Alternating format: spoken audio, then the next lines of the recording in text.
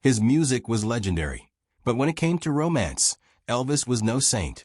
Behind his good looks, he hid an arsenal of monstrous desires and a penchant for manipulation he likely picked up at home. His relationship with his mother was unique, to say the least. After grooming 14-year-old Priscilla into his ideal woman, he kept her locked up in Graceland. Although they were doomed to a heartbreaking end, Priscilla never forgot about Elvis. What she wrote in her memoir was devastating and unforgettable. Sadly, even though Elvis was a roaring talent, he also harbored many secrets. One in particular haunted him from the moment he was born. Little Elvis grew up absolutely dirt poor. His father Vernon could barely hold down a job. Elvis and his mother Gladys often relied on the neighbors or the government for food and support. As a first grader, he impressed his teacher with his singing, so much so that she pushed him to enter a singing contest at a local fair. Although he only placed 5th in the singing contest, the experience ignited in him a love for performing. Elvis absolutely revered black gospel music. He listened to race records via the radio, but racism ensured he only attended blues venues with other white people. Mixing was forbidden. From early on, black artistry helped shape Elvis's musical identity. It was precisely this influence that helped catapult him to the very top.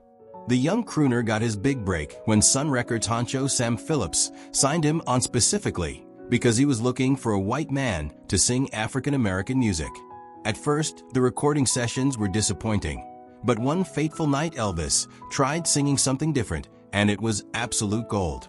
Elvis launched into the song That's All Right with reckless abandon, turning the slow lament into a rocking hit. 3 days later, a local DJ played That's All Right on his radio show, and it caused a sensation. People flooded the station phone lines, demanding to know the superstar behind the cover. Even in the early days of his career, Elvis's hips had a mind of their own, and the ladies loved him for it. During one of his performances on the Milton Berle Show, the host convinced Elvis to go on stage without his guitar, saying, "Let him see, son." Well, they certainly saw him. His performance caused a scandal. Without his guitar weighing him down, Elvis's hips went absolutely crazy. Unfortunately, because of his sensuous performances, Elvis earned a nickname that he absolutely despised. People called him Elvis the Pelvis, and he was completely incensed by the moniker, calling it one of the most childish expressions I ever heard. Luckily for him, despite the jokes and the scandal, audiences still came out in droves to see him, especially young girls. But Elvis was completely and utterly devoted to one woman, his mother. And if you're thinking that this might be a red flag, well, you're 100% correct. But Elvis had no shame when it came to the weird closeness he shared with his mother and their downright cringeworthy antics. They had pet names for each other, spoke to one another using baby talk, and even shared a bed well into his teen years. In fact, Gladys grew so attached to her son that she didn't want to share him with anybody else, least of all a woman. Elvis's fame ripped him from the arms of his mother, and while he thrived on his own, Gladys just couldn't cope with the separation. His absence drove her into a deep depression that she never recovered from. As a result, she turned to excessive drinking, effectively destroying her health. Later on, you will see substance abuse ran in the family. Once he gained popularity, Elvis took up with 18-year-old starlet Natalie Wood. Elvis had always admired Natalie from afar, and when he got the opportunity to date her, he jumped at the chance. Once he and Natalie started seeing each other, Elvis went all out. He even rented out entire theaters to take her to the movies. Completely charmed by these romantic gestures, she agreed to fly to Memphis with him to meet his family. Elvis was more than eager to show off his celebrity girlfriend to his parents. However, the visit quickly turned sour. Elvis's mother did not approve of Natalie at all. How shocking! From Natalie's perspective, Elvis's stunted relationship with his mother made her terribly uncomfortable, and she witnessed something so creepy. She knew she had had enough. Gladys asked Elvis to come and sit on Mama's lap. Their gratuitous show of affection rubbed Natalie the wrong way. She never forgot this strange experience, and the relationship ended. Both Elvis and Natalie had some fighting words for each other. Elvis referred to her as Mad Nat because of her temper, and Natalie unabashedly dissed him. He can sing, but he can't do much else. Throughout his life, Elvis disappointed a whole range of ladies, and it often came down to one particular reason. Although Elvis dated some high-profile women, many of them admitted that the king wasn't down for a romp beneath the sheets. Peggy Lipton claimed that he was virtually impotent. Cassandra Peterson spent one night with him, but instead of fooling around, they ended up chatting the night away. Additionally, Rita Moreno referred to her brief stint with Elvis as amateur hour. These ladies pulled some punches, but the real question remained. Why was Elvis so averse to taking women to bed? One of his bodyguards provided some insight into Elvis's preferences. Elvis craved the attention of someone who adored him without the threat of sexual pressure, much as a mother would. Yep, that sounds about right. Still, Elvis's concerts were nothing short of a riot. Women fell apart in the audience. His music ushered in the rise of rock and roll into mainstream culture. Historians often compared Elvis's influential work to the careers of Glenn Miller and Frank Sinatra. But Frank Sinatra despised Elvis. He absolutely loathed everything about him. He thought rock and roll was brutal, ugly, degenerate, vicious. It is sung, played, and written, for the most part, by cretinous goons. Wow. But what was Elvis's reaction? He took the gentlemanly route and slathered Sinatra in compliments and kindness. He said, "I admire the man. He has a right to say what he wants to say. He is a great success and a fine actor." In 1958, Elvis joined the army and moved to Friedberg, Germany, hoping to be treated like any other soldier. At this time, Elvis's mother was admitted to the hospital. Luckily, he was granted emergency leave to go visit her. Sadly, only 2 days after his arrival, Gladys passed, leaving Elvis absolutely inconsolable. With her passing, Elvis and his mother's unique relationship came to a tragic close. But it's safe to say that Gladys never truly left him. Every single romantic relationship, he would have bowed to Gladys' ever-present ghost. When he returned to the army, a sergeant offered him some amphetamines, and they totally blew his mind. The drugs seemed to be the perfect medicine. They helped with stamina and weight loss. And because most of his friends were partaking, Elvis didn't think twice about indulging. This, however, was an incredibly slippery slope. Indulging was something of a problem for Elvis. More on that later. Besides drugs, Elvis discovered something else in Friedberg, Priscilla Beaulieu. Elvis was 24 and Priscilla was only 14. Yikes. It all began one fateful November evening in 1959. A service member invited Priscilla to meet the singer, and when she arrived on his doorstep, Elvis couldn't look away. Priscilla told Elvis that she was only in the 9th grade. But this information didn't faze him in the slightest. In fact, it may have attracted him to her even more. As the night wore on, he made it his mission to impress her, serenading her with songs like "Are You Lonesome Tonight?" and batting his big blue eyes at her. Here's where things get even weirder. Elvis's attraction to little Priscilla had a lot to do with the similarities he noticed between her and, you guessed it, his mother. But that wasn't even the worst part. He told his friend that Priscilla's youth meant she was young enough that I could train her any way I want. And so began one of the most dysfunctional relationships in music history. And that is saying a lot. After arranging a second meeting with Priscilla, Elvis made his intentions known. He whisked her up to his room for a private interlude where they shared a kiss, but nothing more. To appease Priscilla's worried parents, Elvis cranked up the charm. When her father asked him why he was interested in his daughter, Elvis had the perfect response. "Well, sir, I happen to be very fond of her. She's a lot more mature than her age, and I enjoy her company." Throughout his time in Germany, Elvis dominated Priscilla's entire existence. He was all she could think about, and soon she fell behind in school because of exhaustion. Elvis had just the remedy for her and offered some special little pills to help her stay awake.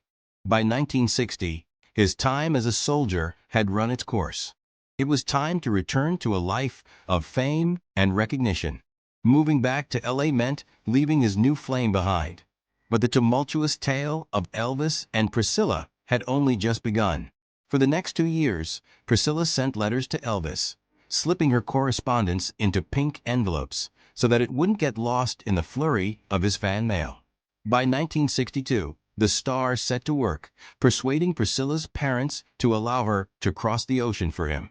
Once again, his charm paid off, and nearly 2 years after parting, Elvis and Priscilla reunited in Los Angeles. Elvis now had ample time to start molding her into the perfect woman. He plied her with sleeping pills and amphetamines to ensure that her schedule matched his.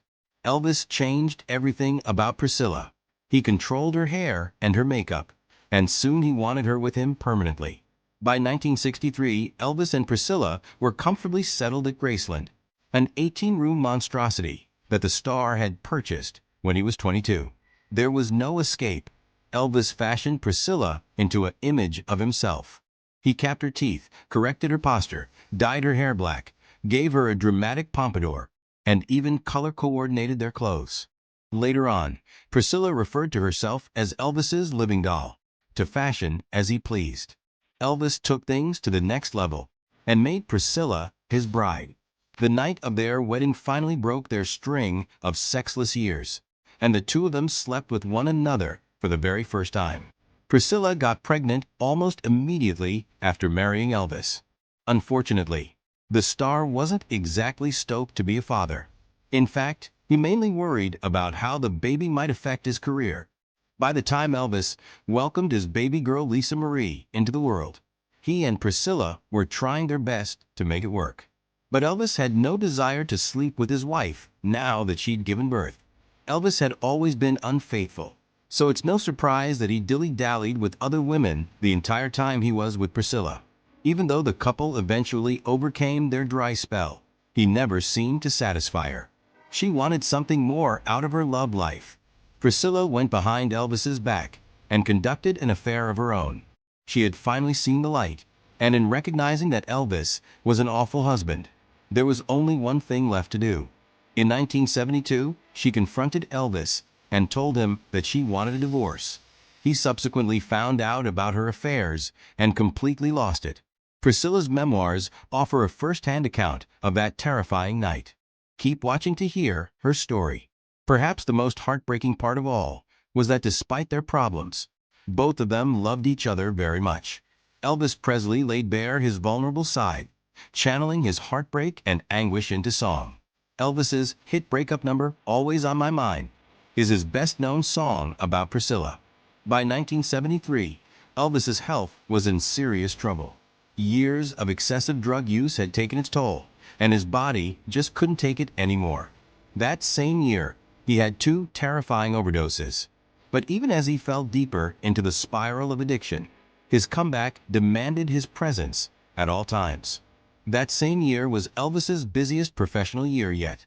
He performed 168 times, and the following year, he signed up for yet another round of brutal touring. His failing health scared his bandmates. He was always high. With his muddled speech and growing girth, his friends wondered whether he'd actually be able to finish the tour. Drugs were not Elvis's only addiction. Coming from nothing, Elvis loved to eat. A lot. He famously devoured a sandwich dubbed Fool's Gold, a hollowed-out loaf of bread filled with a jar of peanut butter, a jar of jelly, and a whole pound of bacon. A whopping 8,000 calories in one sandwich. With a diet perfectly tailored to destroy a human body, Elvis's lethal combo of drugs and binge eating was a disaster waiting to happen. After his chapter with Priscilla came to a close, Elvis dove straight into another serious relationship, one that lasted 4 years. Her name was Linda Thompson, a lyricist and actress. In her memoir, Thompson wrote that Elvis required constant reassurance and had a childish, needy disposition. Jealousy was one of the major reasons the relationship imploded. Elvis was toxic and possessive, but even more, he had a history of physical aggression. In her memoir, Priscilla Presley related a horrifying event. When Elvis found out about Priscilla's infidelity, he lunged at her and forced her into submission. She remembers him saying, "This is how a real man makes love to his woman." Later, she changed her story, saying that she'd exaggerated the details, but the damage was already done. Nearing the end of his life, Elvis had one last partner, Ginger Alden. As Elvis's addiction spiraled out of control, his behavior became increasingly erratic. One night after they went to bed, Ginger awoke to the sound of an ear-splitting shot ringing through the air. Elvis had whipped out a .57 Magnum pistol and fired it, the bullet lodging itself just north of their headboard. Elvis kept a pistol on him, and the reason why is terrifying. Presley's life was often in great danger, and people constantly threatened him while he was on stage. During one performance, attackers even claimed they would murder him unless he paid them $50,000. The next time Presley performed, he had a derringer in his right boot and a pistol hidden at his waist. By the time 1977 rolled around, Elvis had officially gone off the rails. His concerts became painful to watch. Finally, on August 16, 1977, Ginger Alden made a devastating discovery. She found Elvis unresponsive on the floor of the bathroom, his pajamas bunched up around his feet. He had fallen off the toilet, still curled into a seated position. It was clear even then that he had already passed. After the news broke, the question on everybody's mind was, how did this happen? The official cause of death was cardiac arrest, but the cocktail of drugs in his system probably didn't help. At only 42 years old, an absolute icon had passed. Tragically, his girlfriend Ginger Alden tried to sell her story for a whopping $105,000, eventually settling for less, showing a complete lack of loyalty to her partner in the end. But there was one woman who felt the of Elvis more deeply than anyone else. When Priscilla found out about Elvis's passing, it broke her. In her memoir, she remembers locking herself in her room as the waves of hopelessness crashed over her. She wrote, despite the fact that their life together was arguably messed up, Priscilla spoke about Elvis with undying reverence and adoration. His entire life, Elvis harbored a secret that may shed some light on his unfortunate choices. The tragic truth was that Elvis had had a twin. His older, identical brother Jesse was stillborn just 35 minutes before Elvis came into the world. Even Presley's mother said he had the energy of two people. Perhaps it was this longing for his long-lost sibling that haunted the singer and led him down a path of indulgence, loneliness, and abuse. Thank you for watching this video. Please like and subscribe for more fascinating content.